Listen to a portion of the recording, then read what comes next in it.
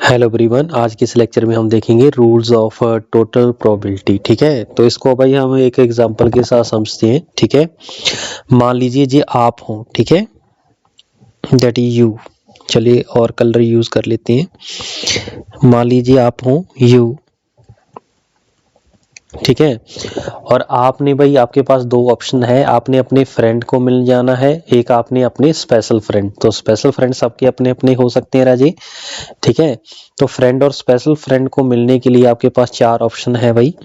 आप कार पे जा सकते हो, ठीक है, या फिर आप बस पे जा सकते हो, ठीक है, या फिर आप ऑटो पे जा सकते हो, ठीक है, या और तीसरा फोर्थ ऑप्शन कौन सी लें, चलो साइकिल ले लेते हैं। ठीक है, तो आपने मिलने जाना भाई आपके फ्रेंड को या फिर स्पेशल फ्रेंड को। ठीक है, फ्रेंड और स्पेशल फ्रेंड, फ्रेंड और स्पेशल फ्रेंड, फ्रेंड और स्पेशल फ्रेंड।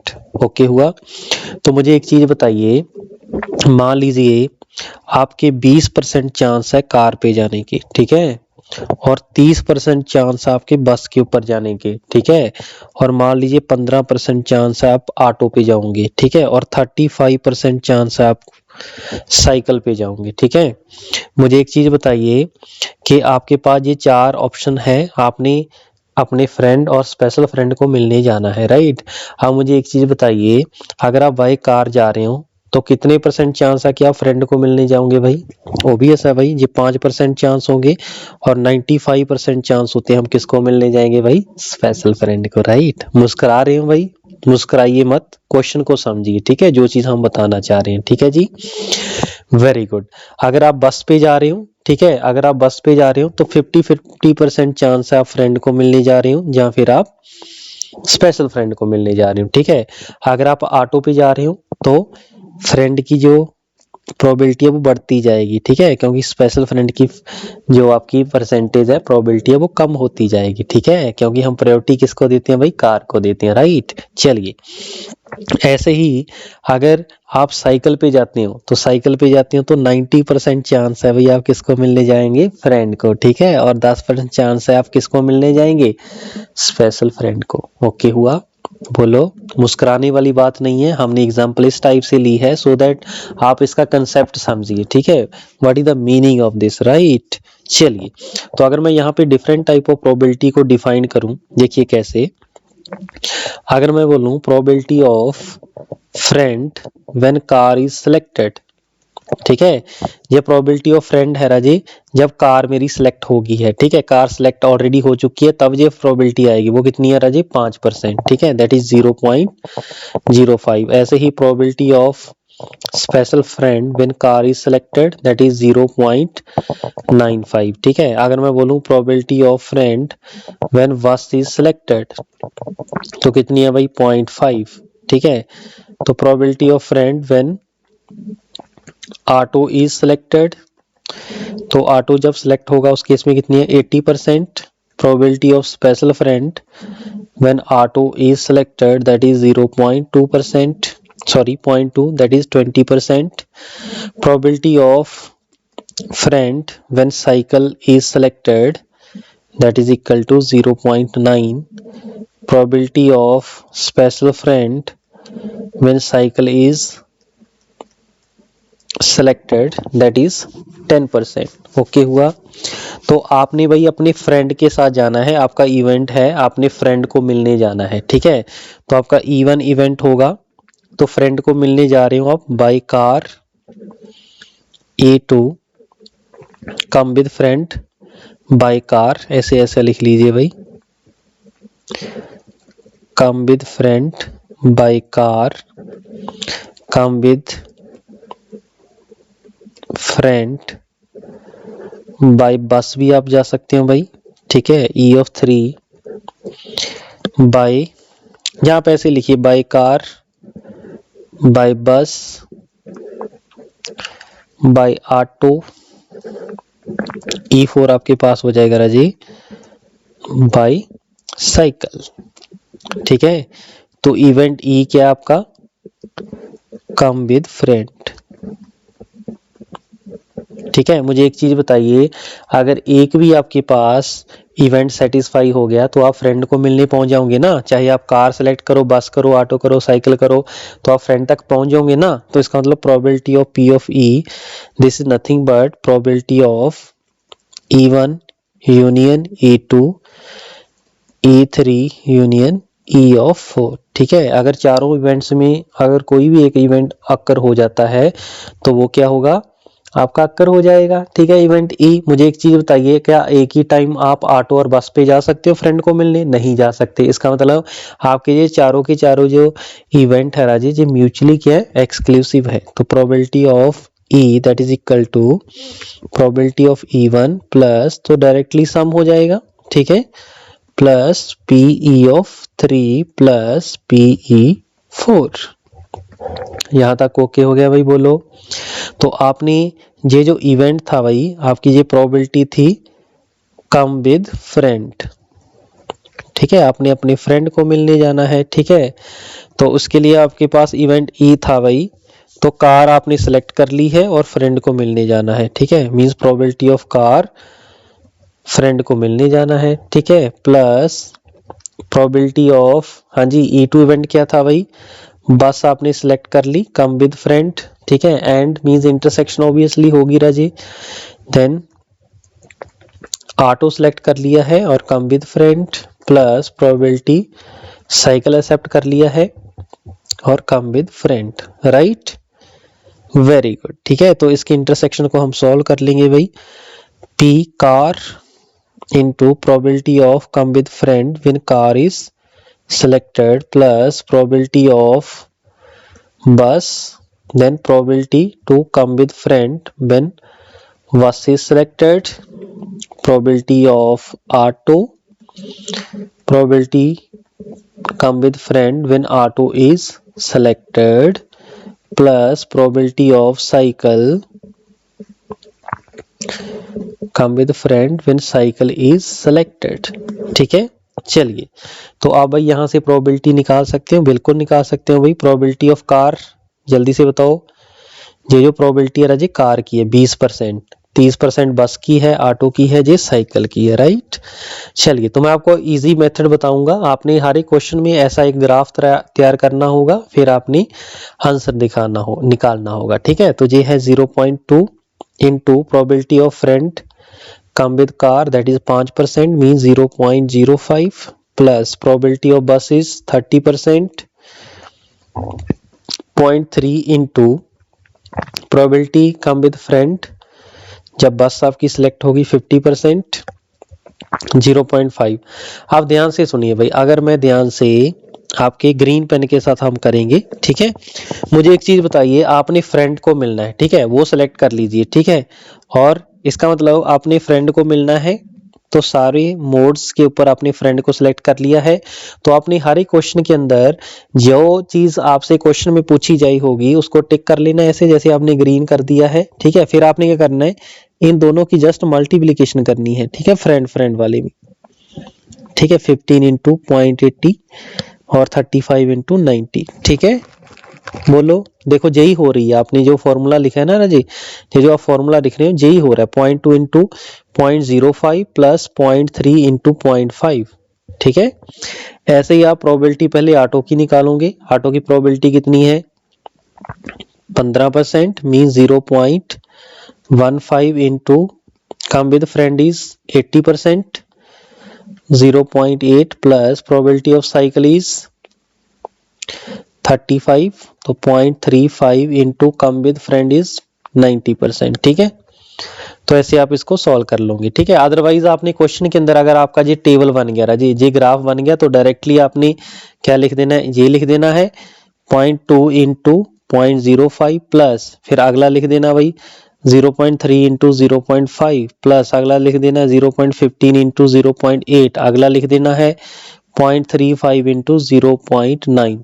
बताओ कितना समय लगा, कुछ भी नहीं लगा। ठीक है, तो ये भाई आपका कंसेप्ट हो गया टोटल प्रोबेबिलिटी। ठीक है, आई होप आपको ये समझ में आया होगा। ठीक है, आप कुछ क्वेश्चन देख लेते हैं और क्वेश्चन के साथ हम देखेंगे आपके पास इसका सॉल्यूशन कैसे आपने निकालना है। समझे मेरी बात, बोलो जी, ओके हो जाएगा।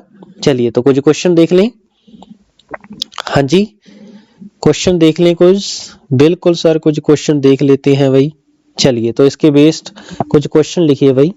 हाँ जी, तो रीड करिए जल्दी से first question. Based on your total probability, a screening test is carried out to detect a certain disease. It is found that 12% of the positive report and 15% of the negative reports are incorrect. ठीक है, इसका मतलब एक test है। Test के अंदर क्या होगा, टेस्ट के अंदर एक पॉजिटिव रिपोर्ट आएगी, एक नेगेटिव रिपोर्ट आएगी। ठीक है, वो भी आगे करेक्ट हो सकती है, इनकरेक्ट हो सकती है। ठीक है, ऐसे हम टेबल यहाँ पे बना लेंगे। ठीक है, assuming that probability of a person getting a positive report is 0.01, the probability that a person tested get an incorrect report is। ठीक है, तो सबसे पहले टेबल क्या बनेगा, आपके पास रिपोर्ट होगी राजी। तो रिपोर्ट आपकी पॉजिटिव भी हो सकती है और नेगेटिव भी हो सकती है। तो पॉजिटिव रिपोर्ट, नेगेटिव रिपोर्ट, फिर आपकी जो पॉजिटिव रिपोर्ट है राजी वो करेक्ट हो सकती है और इनकरेक्ट भी हो सकती है। ठीक है, टेबल तैयार, तो क्वेश्चन आपका साथ के साथ तैयार हो जाएगा। ऐसे ही आपकी नेगेटिव रिपोर्ट आपकी करेक्ट हो सकती है और इनकरेक्ट हो सकती है। ठीक हुआ जहां तक, बोलो कोई दिक्कत कंफ्यूजन कोई नहीं है। Very good. A screening test is carried out to detect a certain disease. It is found that 12% of positive report and 15% of negative reports are incorrect. तो पॉजिटिव रिपोर्ट कितनी परसेंट इनकरेक्ट है राजी, यहाँ पे हम अलग कलर के pen से लिख लेते हैं राजी। तो ये है 12% पॉजिटिव है, मींस ये है 0.12 और 15% नेगेटिव रिपोर्ट, ये आपके पास 0.15 है। अगर ये 0.12 है तो ये कितना हो जाएगा, 1 माइनस 0.12। ठीक है, तो ये निकल कर आ जाएगा 0.88। ठीक है, तो 0.88। ठीक है, और ये कितना हो जाएगा 0.85। हाँ जी, ओके है। अब क्वेश्चन के अंदर जो प्रोबेबिलिटी आपके पास गिवन है उसको भाई देख लो। Assuming that probability of a person getting a positive report is 0.01। मान लीजिए 0.01% आपके जो पर्सन है वो कौन सी रिपोर्ट ले रहे हैं राजी, पॉजिटिव रिपोर्ट। तो नेगेटिव रिपोर्ट क्या होगी, 1 में से जी माइनस कर दो राजी, तो कितना आ जाएगा 0.99। ओके हुआ। तो अब प्रोबेबिलिटी क्या कैलकुलेट करनी है, the probability that a person test get an incorrect report.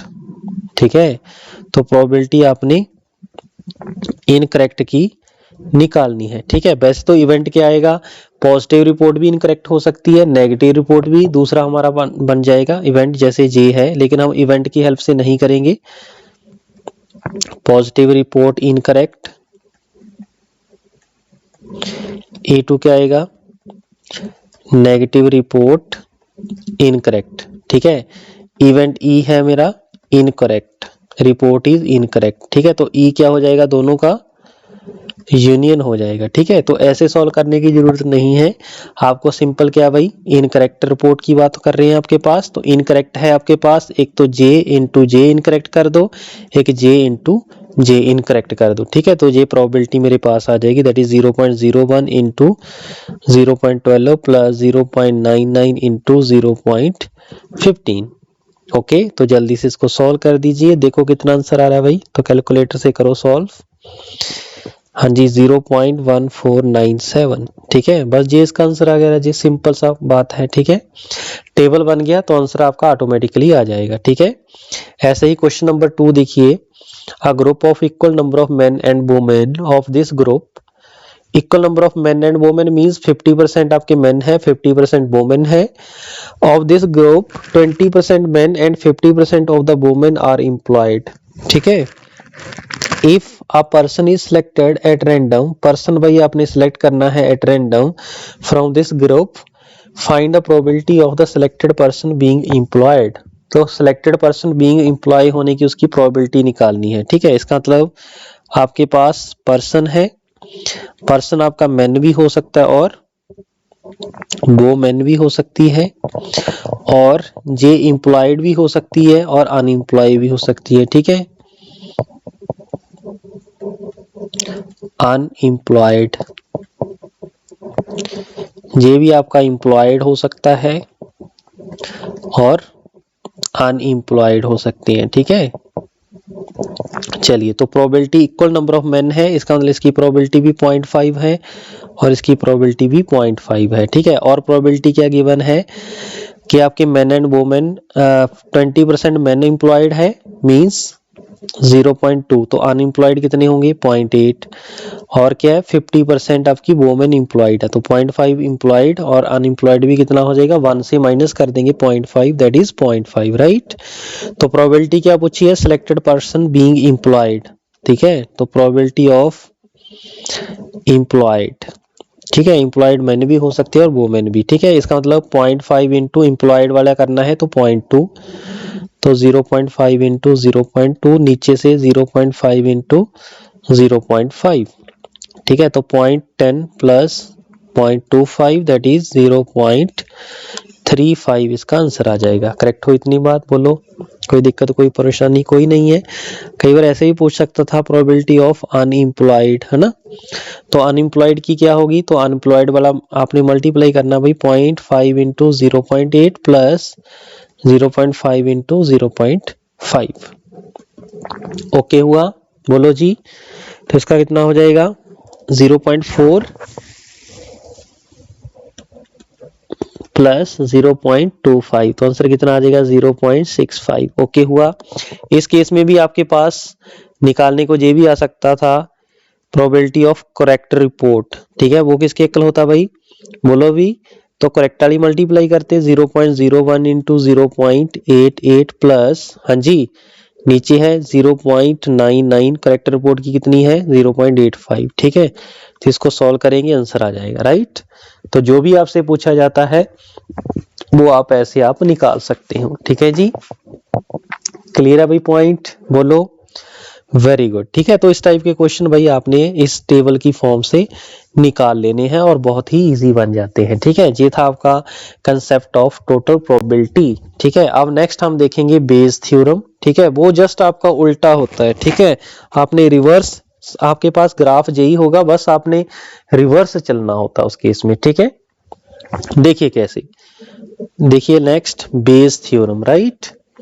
तो इसमें क्या है कि आपने स्पेशल फ्रेंड को मिलने जाना है और कार पे जाना है। ठीक है, तो ऐसा आपके पास रिवर्स है, प्रोबेबिलिटी ऑफ कि स्पेशल फ्रेंड को मिलने जाना है तो कार पे जाने की प्रोबेबिलिटी कितनी होगी। ठीक है, तो पहले हम क्या थे, स्पेशल फ्रेंड को मिलने जाना था। अब मोड ऑफ ट्रांसपोर्ट पहले सिलेक्ट नहीं था। ठीक है, आपके पास जो ऑप्शन थी आपने उसके अकॉर्डिंग जाना था। अब क्या है कि मोड ऑफ ट्रांसपोर्ट आपका फिक्स हो गया। ठीक है, कि स्पेशल फ्रेंड को मिलने जाने के लिए आपकी कार पे जाने की प्रोबेबिलिटी कितनी है, that is the meaning of this, right.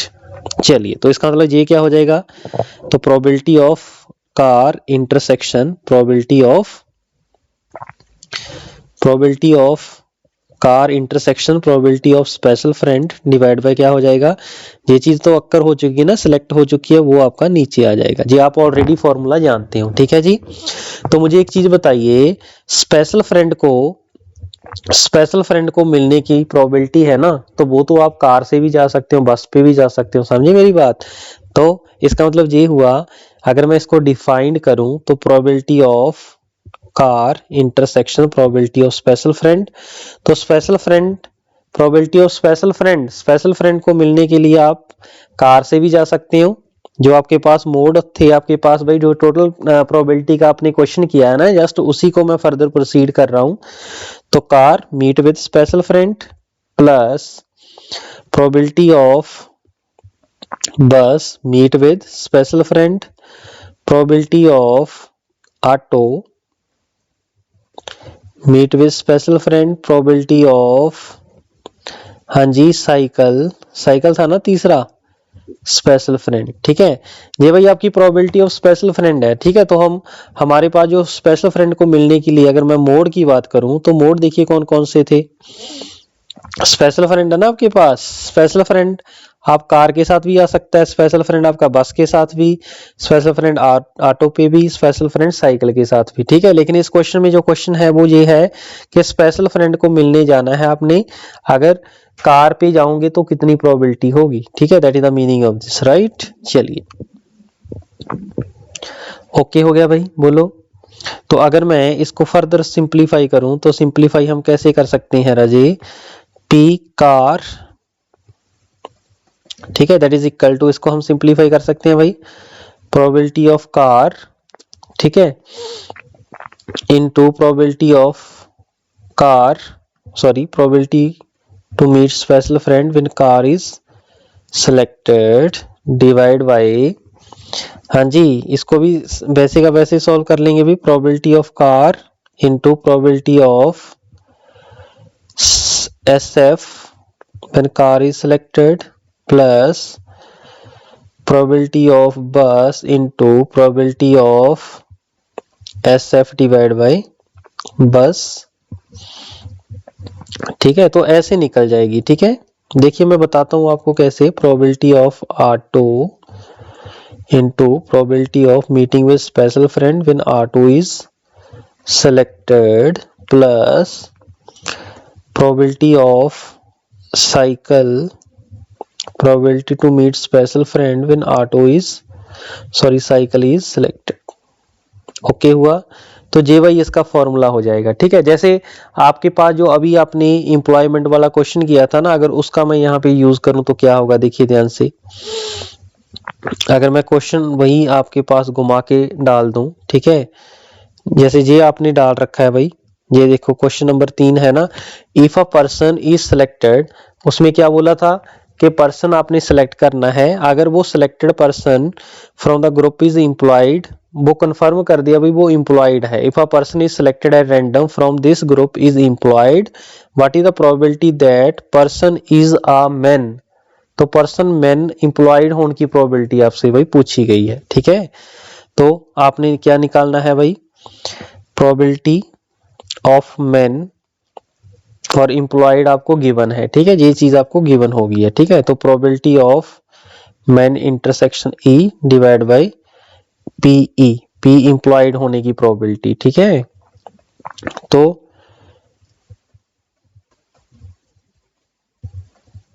Employ तो आपके पास भाई वोमेन भी होगी और मैन भी होगा, ठीक है, तो नीचे ऐसे आ जाएगा, man employed plus women employed, okay हुआ। तो इसको अगर मैं सिंप्लीफाई कर दूं आपके पास, तो ये मेरे पास क्या बचेगा भाई, PM into P E divide by M divide by, हाँ जी इसको सिंप्लीफाई करो, P of M into P E by M plus PW into P E by W, ठीक है, यही चीज बचेगी भाई, बोलो बिल्कुल यही बचेगी सर।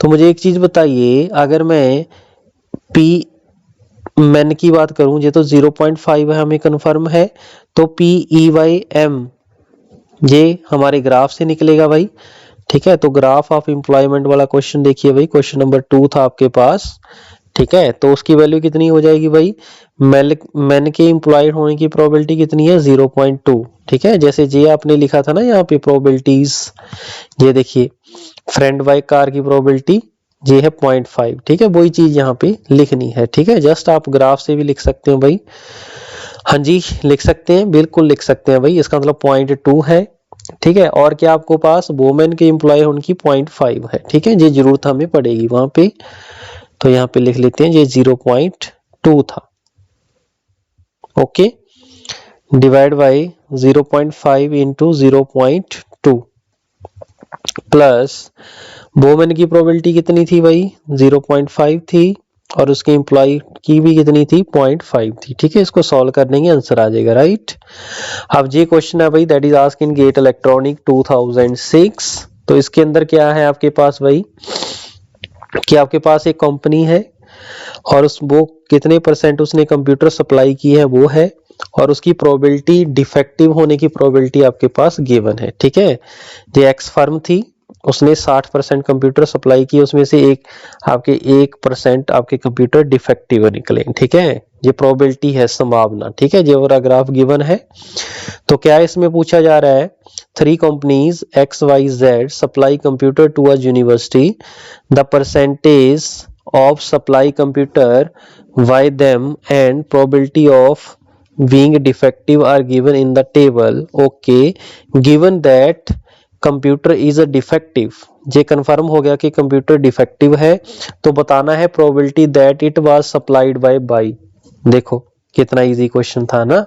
तो प्रोबेबिलिटी आपने बतानी है कि कंप्यूटर आपका डिफेक्टिव हो चुका है और वाई के आपके पास, बोलो हाँ जी, बाई के आपके पास के बाई कंपनी ने दिया होगा, राइट। तो इसका फॉर्मूला जल्दी से लिखो और ड्राइव करो भाई, पॉज द वीडियो कर। हाँ जी लिखा जी, हो जाएगा सॉल्व। अरे बोलो यार, हो जाएगा, बिल्कुल हो जाएगा सर। तो इसका फॉर्मूला क्या बनेगा भाई, तो प्रोबेबिलिटी ऑफ, हाँ जी, y डिवाइड बाय डी है ना, तो क्या होगा फॉर्मूला, ऊपर से देख लो यार क्या बनाया था आपने फॉर्मूला, तो ये आपके पास फॉर्मूला बन जाएगा, ठीक है जी।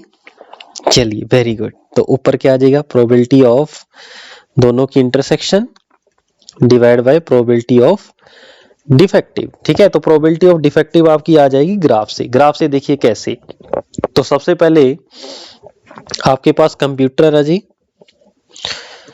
कंप्यूटर्स हैं, ठीक है। वो सप्लाई किस किस ने किया है, आपकी 3 फर्म ने किया है भाई, एक्स वाई और जेड, ठीक है।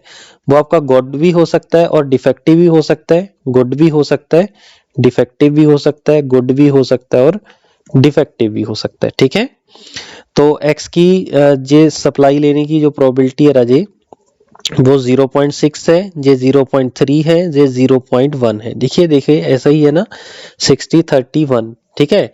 इसके बाद डिफेक्टिव होने की यहाँ पे प्रोबेबिलिटी 0.1 है, ये 0.2 है, ये 0.3 है। तो अगर आपसे कोई पूछे प्रोबेबिलिटी ऑफ डिफेक्टिव, ठीक है, क्योंकि ये जो नीचे वाला पार्ट है ये तो आप पिछले क्वेश्चन में आप निकालती थी ना, ठीक है। ये आपने जो निकाला है प्रोबेबिलिटी ऑफ स्पेशल फ्रेंड, ये तो आप ऑलरेडी निकालते थे, राइट। तो जैसे ये है, ये प्रोबेबिलिटी ऑफ इम्प्लॉयड की है, ठीक है, ये आप ऑलरेडी ग्राफ से निकालना है, ठीक है। जैसे फॉर एग्जांपल अभी है probability of defective, means defective आपने सबका सिलेक्ट कर लेना है और डायरेक्ट मल्टीप्लाई कर देना है भाई, 0.6 into 0.01 plus 0.3 into 0.02 plus 0.1 into 0.03, ये हम ऑलरेडी जानते हैं, ठीक है। बस फर्क कहाँ पे आया, सिर्फ जो ऊपर वाले इसके ऊपर फर्क आया है भाई, ठीक है।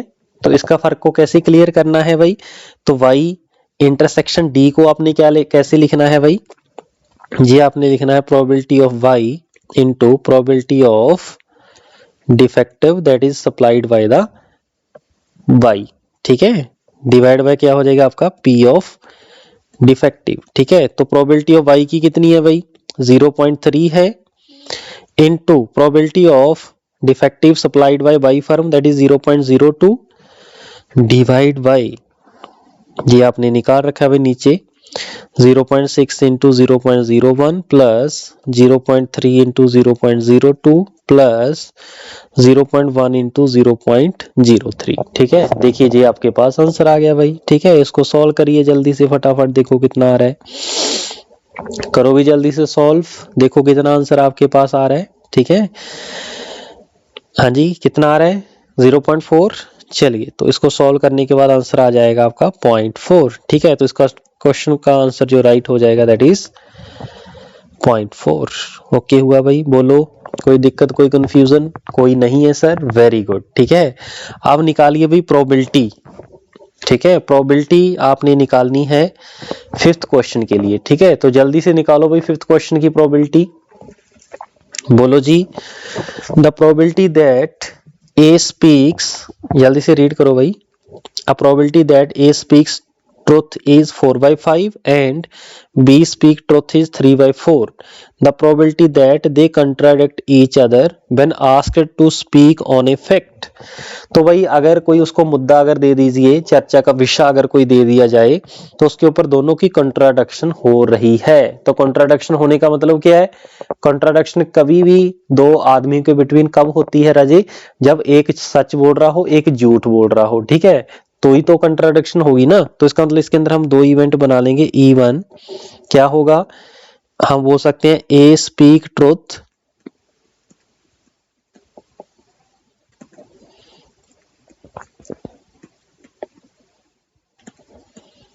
But B speak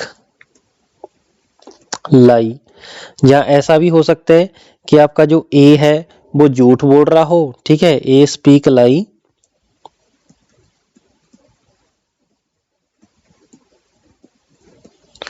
but B speak truth, वो सच बोल रहा हो, ठीक है। ई क्या है? कॉन्ट्राडिक्शन, कॉन्ट्राडिक्शन, ठीक है। तो मुझे एक चीज बताइए, अगर यहाँ पे कॉन्ट्राडिक्शन हो रही है, इसका मतलब इवेंट ई आपका कोई एक सेटिस्फाई हो गया तो सेटिस्फाई हो जाएगा। तो ई इवेंट क्या होगा? E1 यूनियन E ऑफ 2 होगा। अगर प्रोबेबिलिटी ऑफ इवेंट की बात करूं, that is nothing but probability of E1 union क्या प्लस हो जाएगा? बिल्कुल हो जाएगा। क्यों हो जाएगा? क्योंकि एक और टाइम पे ए झूठ नहीं बोल सकता, ना ही सच बोल सकता है, ठीक है। एक टाइम पे एक ही चीज बोलेगा, या तो झूठ बोलेगा या सच बोलेगा, ठीक है। दोनों एक टाइम पे नहीं कर सकता, ठीक है। तो इसलिए हमने यहाँ पे क्या लगाया? प्लस लगा दिया है, ठीक है जी। तो आपके इंडिविजुअल क्या है? A speak truth but B लाई। इसका मतलब यहाँ पे क्या होगी? इंटरसेक्शन। इंटरसेक्शन मींस मल्टीप्लिकेशन, ठीक है। तो probability of E that is equal to, तो probability of A speak truth intersection B speak lie plus probability of A speak lie probability B speak truth, ठीक है।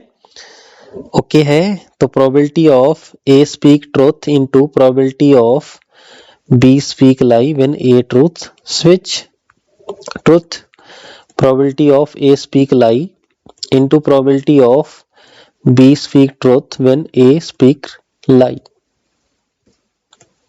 ओके है भाई। चलिए, तो ए के ट्रुथ 80, ए के ट्रुथ बोलने की जो आपके पास है राजी प्रोबेबिलिटी वो 4/5 है। तो ए के झूठ बोलने की प्रोबेबिलिटी 1 से माइनस कर देंगे, तो 1 minus 4/5 that is equal to 1/5, ठीक है। ऐसे ही probability of B speak truth that is equal to 3/4, तो probability of B speak lie that is equal to 1 minus 3/4, तो आंसर कितना आ जाएगा? 1/4, ठीक है।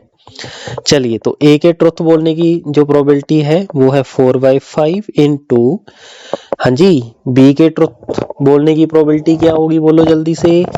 हाँ जी, 1/5, सॉरी, बी के झूठ बोलने की 1/4 प्लस ए के झूठ बोलने की प्रोबेबिलिटी 1/5 इंटू बी के सच बोलने की प्रोबेबिलिटी 1/4, ठीक है। तो इसका आंसर आ जाएगा राजे, सॉल्व कर लो इसका, 4/20 प्लस 1/20, तो आंसर कितना आ जाएगा? हाँ जी, बी का ट्रुथ था राजे 3/4, ठीक है। तो 4/20 प्लस 3/20 दैट इज 7/20, तो इसका आंसर कितना आ जाएगा राजे? 7/20, ओके। चलिए, यहाँ पे एक क्वेश्चन और मैं यहाँ पे सिलेक्ट किया हूं, ठीक है। करें भाई सॉल्व? बिल्कुल सॉल्व करते हैं sir. The probability that a student know the correct answer to a MCQ is 2/3। Question का आंसर उसको पता है, उसकी प्रोबेबिलिटी कितनी है? 2/3 है। If student does not know the answer then the student guesses the question answer, ठीक है। अगर स्टूडेंट को क्वेश्चन मान लीजिए नहीं आता, वो क्या लगा रहा है? तुक्का लगा रहा है, ठीक है। The probability of guest answer being correct, तुक्का जो उसने लगाया है उसके सही होने की प्रोबेबिलिटी कितनी है? 1/4 है। Given that student has answered the question correctly, तो आपके पास भाई ये गिवन है स्टेटमेंट कि उसने करेक्ट आंसर दिया है। The conditional probability that student know the correct answer is, तो उसके करेक्ट आंसर नो होने की प्रोबेबिलिटी आपने बतानी है, ठीक है। तो इसका टेबल कैसे बनेगा राजी? एमसीक्यू क्वेश्चन है, ठीक है, उसका आंसर उसको पता भी हो सकता है और नहीं भी पता हो सकता, ठीक है। डोंट नो,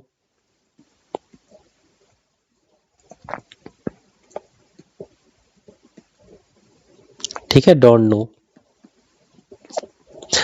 और अगर उसको आंसर पता है तो इसका मतलब कंफर्म है वो करेक्ट ही होगा, इनकरेक्ट होने का तो कोई मतलब ही नहीं है, ठीक है।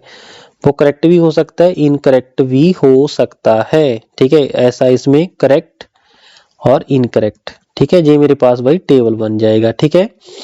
उसको क्वेश्चन का आंसर पता होने की प्रोबेबिलिटी कितनी है? 2/3 है, देखो क्वेश्चन के अंदर गिवन थी भाई 2/3, तो इसका मतलब ना पता होने की कितनी होगी, 1 में से माइनस कर देंगे, that is equal to 1/3। Okay, अगर उसको आंसर पता रह जाए तो वो कन्फर्म है भाई, उसका आंसर करेक्ट ही होगा, तो प्रोबेबिलिटी 1 होगी, तो इनकरेक्ट की 0 होगी। ठीक है, और क्या है इसके अंदर के probability of guest answer being correct is 1/4। तो गेस कब लगाएगा, जब उसको आंसर नहीं पता होगा, तो उस केस में ये गेस लगाएगा, राइट। तो उसमें प्रोबेबिलिटी आपके पास गिवन है, उसके करेक्ट होने की जो प्रोबेबिलिटी है राजे, दैट इज इक्वल टू 1/4 है या 3/4 है, 1/4। करेक्ट होने की 1/4 है, इसका मतलब इनकरेक्ट होने की क्या हो जाएगी राजे, 1 में से माइनस कर देंगे 1/4, that is equal to 3/4। Okay हुआ, बोलो जी, टेबल तैयार है आपके पास? हाँ जी, टेबल बिल्कुल रेडी है भाई। ठीक है, तो क्वेश्चन के अंदर जो आपका आंसर आपसे पूछा जा रहा है, ठीक है, तो वो क्या है भाई, प्रोबेबिलिटी ऑफ, ठीक है, probability that student know the correct answer. Correct answer भाई आपने जब होगा उसकी प्रोबेबिलिटी क्या होगी। ठीक है, करेक्ट आंसर देने की प्रोबेबिलिटी आपने निकालनी है। The student has answered the question correctly, the conditional probability that the student know the correct answer. ठीक है, इसका मतलब करेक्ट आंसर और उसको पता है। ठीक है, ये चीज आपने निकालनी है। ठीक है, तो इसका मतलब प्रोबेबिलिटी ऑफ नो, जो आंसर उसको पता है, इंटरसेक्शन क्या हो जाएगा, correct answer divide by P correct. बोलो यही हो जाएगा।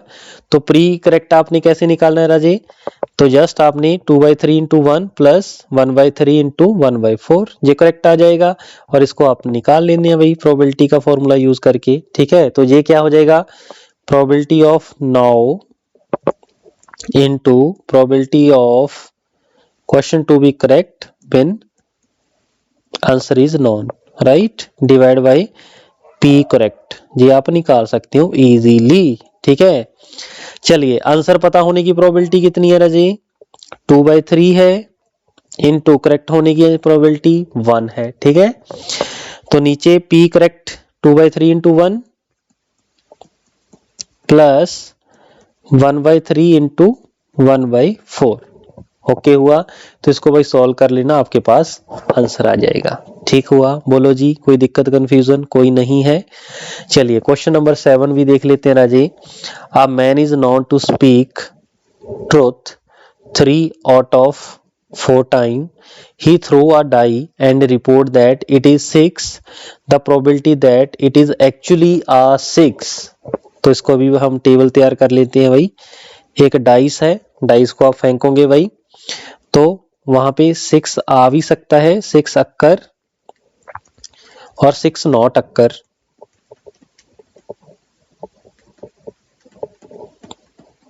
तो 6 आने की प्रोबेबिलिटी अगर मैं आपसे पूछूं तो क्या होगी, 1/6, आप ऑलरेडी जानते हो। ना आने की प्रोबेबिलिटी क्या होगी, 5/6।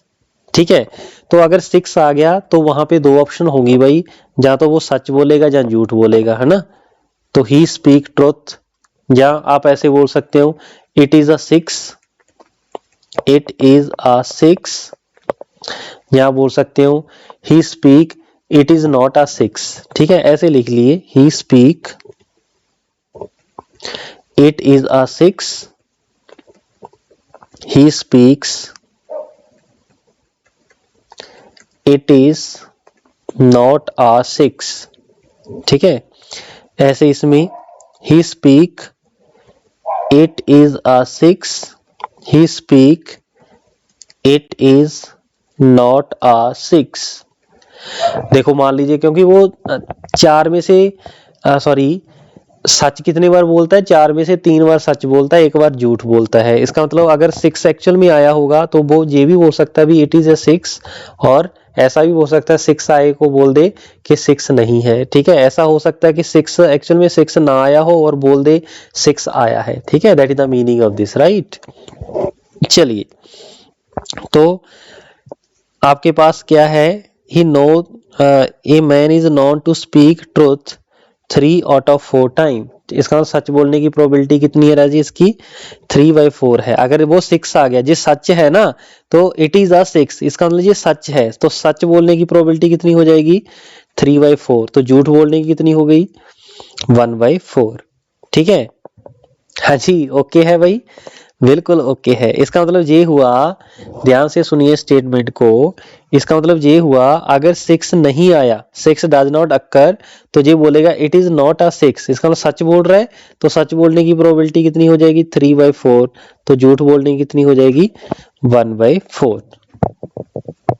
ओके है, तो प्रोबेबिलिटी क्या निकालनी है आपने राजी, प्रोबेबिलिटी आपने निकालनी है एक्चुअली या 6 अक्कर। ठीक है, ये देखिए ध्यान से स्टेटमेंट को रीड करिए, the probability that it is actually a 6।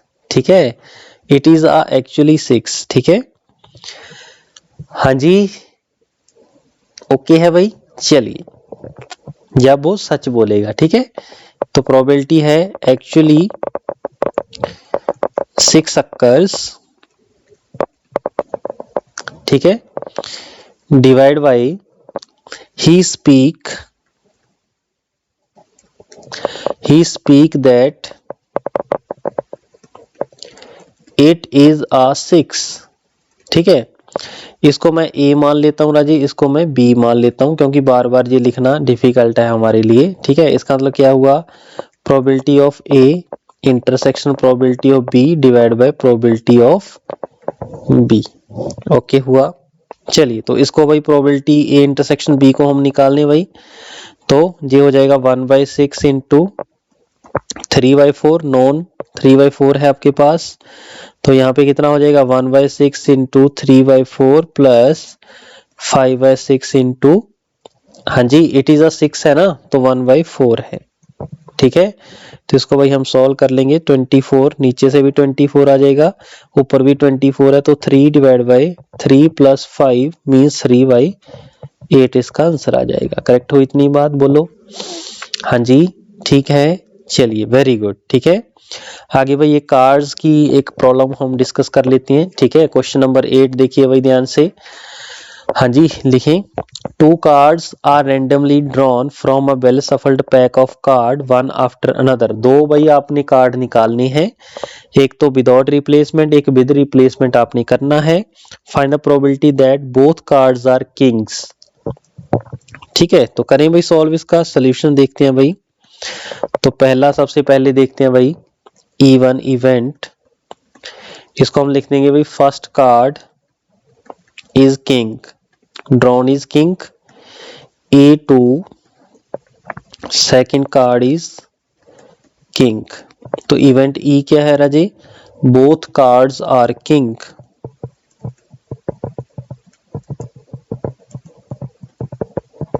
ठीक है, तो probability of P of E, जो इवेंट E होगा राजे वो क्या होगा, दोनों की यूनियन होगी, E1 यूनियन E(2). ओके है, बिल्कुल ओके है सर। तो प्रोबेबिलिटी ऑफ यूनियन हो जाएगी या इंटरसेक्शन हो जाएगी राजे, बोलो इंटरसेक्शन होगी भाई, वेरी गुड।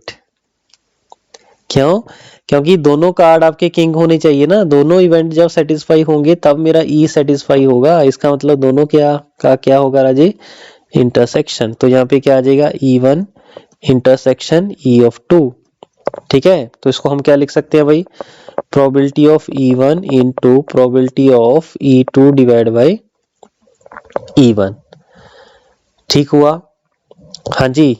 तो प्रोबेबिलिटी ऑफ E, अगर मैं विदाउट रिप्लेसमेंट की बात करूं, तो E1 की प्रोबेबिलिटी मींस किंग कार्ड की प्रोबेबिलिटी क्या होती है भाई 5/52 इंटू दूसरा भी किंग है, इसका मतलब मैं विदाउट रिप्लेसमेंट कर रहा हूं, वो कार्ड आपने देखा और बाहर निकाल दिया। ठीक है, तो 3/15 ये हो गया मेरा विदाउट रिप्लेसमेंट। ठीक है, अगर मैं विद रिप्लेसमेंट की बात करूं तो 4/52 इंटू 4/52 ये है विद रिप्लेसमेंट। ओके हो गया भाई यहां तक, बोलो कोई दिक्कत कंफ्यूजन कोई नहीं है, वेरी गुड। चलिए, तो इसके साथ हम देख लेते हैं इसका क्वेश्चन नंबर 2। तो क्वेश्चन नंबर 2 में क्या है भाई, रेड कार्ड, दोनों रेड कार्ड हो। ठीक है, तो मैं डायरेक्ट लिख दूं भाई probability of E that is equal to दोनों रेड हो, भी पहला भी रेड हो और दूसरा भी रेड हो, मींस दोनों की इंटरसेक्शन होगी, दोनों इवेंट E1 बना लेंगे राजे रेड कार्ड, E2 भी बना लेंगे रेड कार्ड। ठीक है, तो क्या हो जाएगा probability of E1 into probability of E2 by E1। ठीक है, तो सबसे पहले विदाउट रिप्लेसमेंट देख लेते हैं ना जी। तो विदाउट रिप्लेसमेंट क्या होगा, रेड कार्ड कितने 26/52, एक रेड कार्ड बाहर आ गया तो 25/51, ये हो जाएगा विदाउट रिप्लेसमेंट। ऐसे ही probability of event E 26/52 into with replacement राजे, कार्ड देखा और अंदर डाल दिया, ठीक है वापस, तो ये हो जाएगा मेरा विद रिप्लेसमेंट। ठीक है, तो तीसरा पार्ट इसका देखिए भाई, तो तीसरे पार्ट के अंदर क्या है इसके 1 जैक एंड 1 रेड कार्ड। ठीक है, तो इसको भाई हम इवेंट बना के करेंगे। तो सबसे पहले E1 इवेंट बनाएंगे कि फर्स्ट कार्ड इज, क्या बोल रहा है भाई 1 ब्लैक एंड 1 रेड। देखिए हमारे पास क्या लिखा हुआ है, हाँ JYC part 1 black and 1 red. ठीक है, इसको हम करेंगे भाई। चलिए, तो E1 हमने इवेंट बनाया, मान लीजिए first card is black and second आपके पास क्या है रेड। ठीक है, ऐसे ही आपके पास E2 इवेंट है राजी, उसमें हम बोल सकते हैं भाई फर्स्ट कार्ड मेरा क्या है, first card is red and second is black. ठीक है, इवेंट E क्या था मेरे पास 1 रेड एंड 1 ब्लैक। ठीक है, ये इवेंट है मेरा। ठीक है, तो इसका मतलब ये जो E इवेंट है राजे, ये क्या हो जाएगा E1 और E2 की क्या है यूनियन है। तो इसका मतलब हम डायरेक्टली ऐसे बोल सकते हो probability of P of E that is equal to probability of E1 plus probability of E of 2। ठीक है, तो सबसे पहले हम विदाउट रिप्लेसमेंट देख लेते हैं राजे। तो प्रोबेबिलिटी ऑफ E क्या होगा, तो मैं डायरेक्ट लिख रहा हूं भाई, यहाँ पे E1 के अंदर एंड मींस और आपके पास इन यूनियन सॉरी इंटरसेक्शन होगा, इंटरसेक्शन में मल्टीप्लिकेशन होगी ब्लैक कार्ड और रेड कार्ड। ठीक है, तो सबसे पहले ब्लैक कार्ड बोल रही हूँ, तो ब्लैक कार्ड कितना है 26/52, कार्ड बाहर आ गया, तो रेड कार्ड तो उतने के उतने पड़े हैं लेकिन एक ब्लैक कार्ड कम हो गया। ठीक है, plus probability of E2 first is red means 26/52 into second is black means 26/51। ये विदाउट रिप्लेसमेंट आ गया जी। अगर मैं विद रिप्लेसमेंट की बात करूं तो probability of E that is equal to 26/52 into 26/52 plus 26/52 into 26/52 हो गया भाई सॉल्व, वेरी गुड। तो फोर्थ क्वेश्चन बताइए भाई, क्वेश्चन नंबर 4। हाँ जी, कौन सी इवेंट बनाई इसके अंदर, इसके अंदर है भाई 1 जैक एंड 1 क्वीन। हाँ जी, 1 जैक एंड 1 क्वीन। नींद आ रही है भाई, नींद नहीं आनी चाहिए भाई। ठीक है, लिखिए भाई, यहाँ पे हम लिख देते हैं भाई E1 एक जैक होना चाहिए एक क्वीन होनी चाहिए। ठीक है, हम ऐसे बोल सकते हैं भाई first jack and second queen, क्योंकि 2 पत्ते निकालने हैं आपने। ठीक है, तो ऐसा भी हो सकता है कि पहले आप बेगम निकालो, फर्स्ट क्वीन एंड सेकंड क्या निकले जैक निकले। ठीक है, तो E इवेंट मेरे पास क्या था भाई 1 jack and 1 queen, 1 jack and 1 queen. Okay हुआ, वेरी गुड। तो probability of P of E क्या हो जाएगा, दोनों इवेंट का सम हो जाएगा, मींस क्या बनेगी यूनियन बनेगी राजे। तो दोनों इवेंट आपके म्यूचुअली एक्सक्लूसिव है, तो आपके पास ये चीज आ जाएगी, राइट। चलिए, तो probability of P of E that is equal to, हाँ जी E के अंदर एंड है ना, तो पहले जैक की प्रोबेबिलिटी क्या होगी 4/52 इंटू सेकेंड क्वीन की 4/51, विदाउट रिप्लेसमेंट कर रहे हैं भाई। तो फर्स्ट क्वीन की 4/52, सेकेंड जैक की भाई 4/51, ये है मेरी विदाउट रिप्लेसमेंट, राइट। तो विद रिप्लेसमेंट की अगर मैं बात करूं दैट इज 4/52 इंटू 4/52, तो वो सेम आ जाएगा ना 4/52 इंटू 4/52। ओके हुआ। तो भाई इस टाइप के क्वेश्चन भाई आपके पूछे जा सकते हैं। ठीक है, बोलो हो जाएंगे भाई, बिल्कुल हो जाएंगे सर। चलिए तो एक लास्ट क्वेश्चन और देख लें। हाँ जी, तो खुद ट्राई करोगे, देख लें। चलिए देख लेते हैं भाई। तो a husband and wife appear in an interview of two vacancy in the same post. The probability of husband selection is 1/7 and that of wife selection is 1/5. What is the probability that both of them selected? ये आपके पास भाई question है, ठीक है जी। चलिए तो पहला part हम इसका कर लेते हैं भाई। इवेंट E1 बना लेते हैं। मान लीजिए हस्बैंड इज सिलेक्टेड। E2 हम बना लेते हैं भाई, वाइफ इज सिलेक्टेड। तो इवेंट E क्या है, बोथ आर सिलेक्टेड। ठीक है, दोनों को आपने सिलेक्ट करना है। तो प्रोबेबिलिटी जो इवेंट E होगा, ये तो कंफर्म हो गया, दोनों की क्या होगी राजे, यूनियन हो जाएगी। ठीक है, यूनियन हो जाएगी या इंटरसेक्शन, इंटरसेक्शन, वेरी गुड। ठीक है, क्योंकि दोनों सेलेक्ट होंगे तभी मेरा इवेंट E अक्कर होगा। ठीक है, तो probability of P of E क्या हो जाएगा, probability of E1 into probability of E2 divide by E1।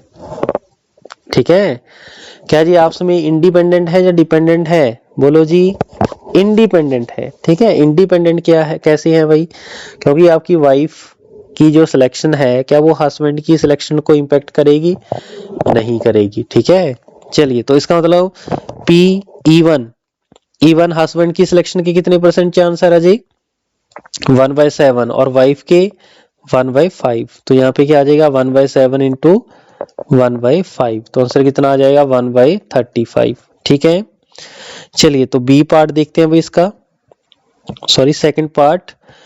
Only one of them will selected, only one of them will be selected. ठीक है, तो इवेंट क्या बनेगा, पहले बार husband select, wife not selected, ऐसे करके है ना, फिर wife selected, husband not selected. ठीक है, तो husband is selected but wife not selected. ठीक है, ऐसे ही E2 इवेंट मेरे पास बनाया, wife is selected but husband is not selected. ठीक है, इवेंट E क्या है भाई, ओनली वन सिलेक्टेड। जल्दी से करिए भाई सॉल्व फटाफट। हाँ जी करें सॉल्व। चलिए तो probability of P of E क्या होगा, हाँ जी, अगर इन दोनों में से कोई एक सेटिस्फाई कर जाए तो आपका इवेंट सेटिस्फाई कर जाएगा, तो E1 यूनियन क्या हो जाएगा, E2 हो जाएगा। ठीक है, तो probability of PE1 plus probability of PE2। ठीक है, इसमें क्या होगा भाई, आपका इंटरसेक्शन लगेगा, राइट।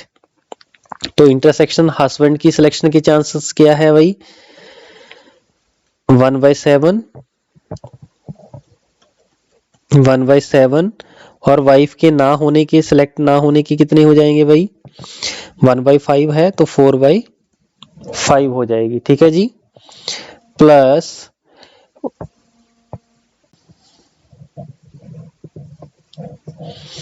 ऐसे हम E2 निकाल लेंगे, तो वाइफ की सिलेक्ट होने के चांस कितने हैं, 1/5, और हस्बैंड के ना सिलेक्ट होने के चांस कितने हो जाएंगे, 6/7। ठीक है, इसको हम सॉल्व कर लेंगे। ठीक है, तो 35 तो 10/35। ठीक हुआ, चलिए तो इसका थर्ड पार्ट क्या है भाई, वो भी देख लेते हैं भाई। क्या है third part, none of them will be selected, none of them will be selected. इसका मतलब इवेंट E है, none of them is selected, तो इसका मतलब husband not selected, wife is not selected. ठीक है, तो E1 इंटरसेक्शन E2 हो जाएगी। ठीक है, तो क्या हो जाएगा आपके पास, PE1 इंटू PE2/E1। ठीक है, और दोनों इवेंट आपके इंडिपेंडेंट होंगे। ठीक है, तो कितना हो जाएगा भाई, इंडिपेंडेंट है तो डायरेक्टली हम इसको ऐसे लिख सकते हैं भाई, ओके, 6/7 इंटू 4/5। ठीक है, यही था ना भाई, तो 24/35। ओके, क्लियर हुई भाई पॉइंट। चलिए तो ये थे भाई आपके कुछ इंपॉर्टेंट क्वेश्चंस। ठीक है, यहाँ पे अगर नोट करके एक पॉइंट लिखना है तो लिख लो भाई, if E1 and E2 are independent, then their complement event E1 and E2 are also independent। Okay हुआ। चलिए तो इस लेक्चर में बस इतना ही था भाई, मिलते हैं फिर नेक्स्ट लेक्चर में। Thank you.